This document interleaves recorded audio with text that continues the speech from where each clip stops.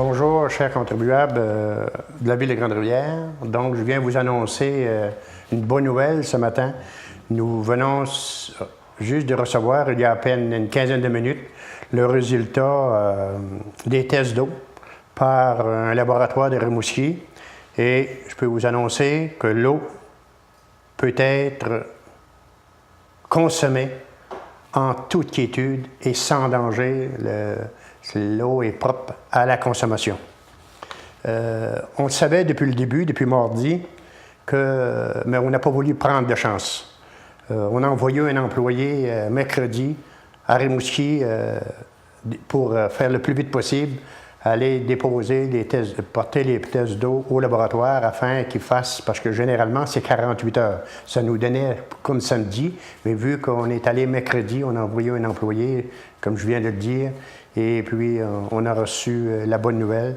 Donc l'avis d'ébullition n'est plus en vigueur. Vous n'avez plus à peine à faire bouillir votre eau. Nous, on a fait ça concernant la santé. On ne joue pas avec ça. On savait particulièrement par l'eau qu'elle était propre à la consommation, mais on n'a pas voulu prendre de chance. En même temps, tous ceux qui ont reçu un autre message, tous ceux qui ont reçu des dommages causés par l'infiltration d'eau dans leur sous-sol, de bien vouloir communiquer à la Ville de Grande-Rivière au numéro 385-2282 pour rapporter les faits.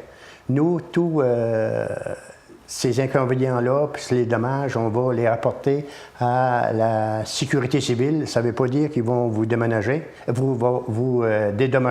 mais on va prendre une chance de rapporter vos dégâts parce que c'est sans précédent. Moi, j'ai toujours vécu ici à Grande-Rivière, puis c'est la première fois qu'il y a tant de sous-sols qui ont été inondés. Donc, on vous demande, on est en communication. Le directeur général a parlé au directeur de la sécurité civile, M. Bélanger de Rimouski, et puis on va faire au complet.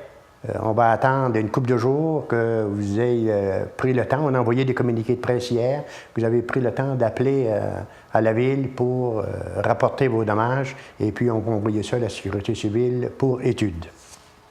En terminant, j'aimerais remercier tous ceux qui nous ont aidés, qui ont aidé la ville, les bénévoles, les employés, parce qu'on a vécu une crise. C'était sans précédent, mais à comparer à ce qui se passe ailleurs, c'est beaucoup moins pire ici, à Grande-Rivière, que vous voyez par le truchement de la télévision, qu'est-ce qui se passe dans le bout de Québec, puis de Montréal, puis aux quatre coins de la province. Donc, j'aimerais remercier tous ceux qui nous ont aidés, puis je pense qu'on s'en est très bien sortis.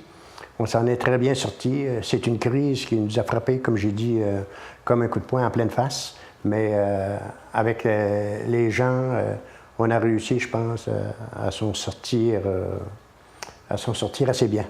Donc, sur ce, donc la vie de bouillir n'est plus en force, en vigueur. Et puis, nécessairement, on va arrêter. On a toujours à venir jusqu'à matin.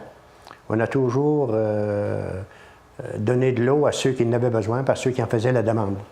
Et puis là, maintenant, on arrête ce programme-là, OK? Et puis, j'espère que c'est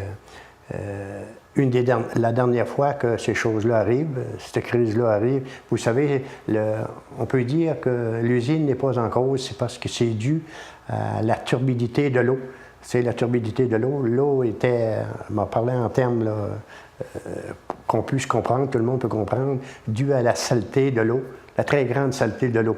Parce que vous savez, lorsque c'est une compagnie américaine qui a construit l'usine, et puis imaginez-vous, ils ont fait des tests d'eau durant 6 ans pour savoir, OK, le degré de saleté de l'eau, puis ils l'ont fait le plus haut que ça avait monté durant leurs études, c'était 350 selon les analyses des autres.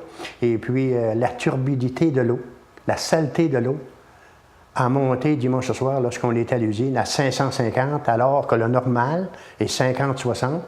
Dans les études, comme j'ai dit, ça avait déjà été à 330, 350, mais là, la turbidité de l'eau était à 550, donc 10 fois plus que le normal.